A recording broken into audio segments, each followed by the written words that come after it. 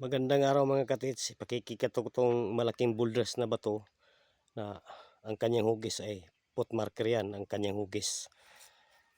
Tingnan natin mga katits kung mayroon bang marker. Ngayon ipakikita ko mga katits, may excellent marker yan. Diyan sa ibabaw may isang dot yan. Pag ganitong marker mga katits, ibig sabihin nito, excellent marker yan. Yan, klarong-klaro. Excellent marker. Yan. Dito na mismo ang target underneath.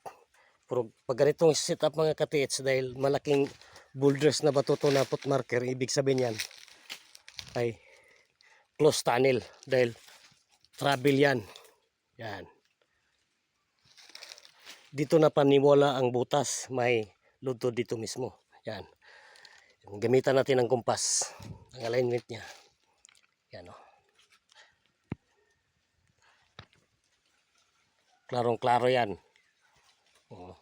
Naka S northeast positioning yan.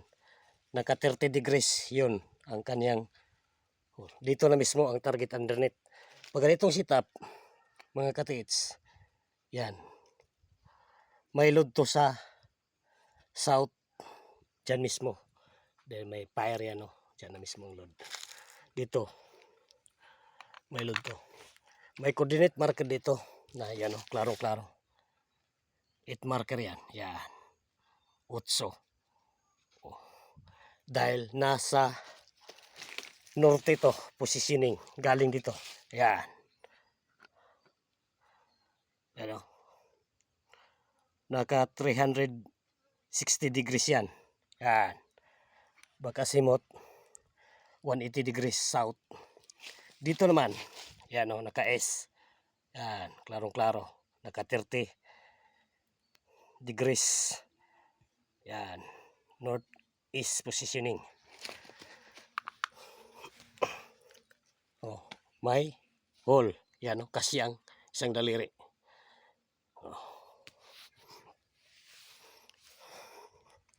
Pag ganito setup mga katits, close tunnel to.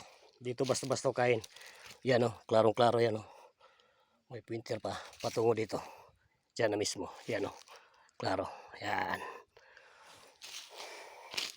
Dito naman maraming dala tong na load.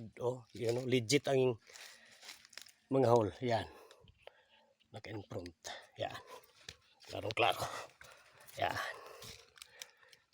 Ibig sabihin yan kasi ang tatlong daliri, big load yan.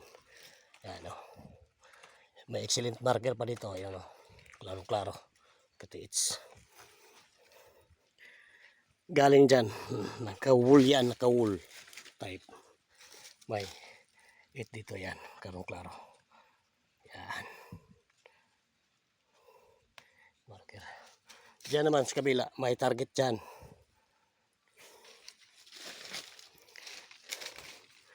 Dito galing dito sa marker na to. Yan, klarong-klaro. May fire. Yan fire element yan. Dalawang bato nito. Ito ginawang passage. Yan, galing ta dito. Yan. Diyan na mismo. Target underneath. Ginawang passage to, dalawang bato. Yan. Ito ang kanyang pointer. Patungo sa marker na yan. Yan. Dito na mismo ang target underneath mga katits. Pag ganitong setup. Thank you for watching mga katits.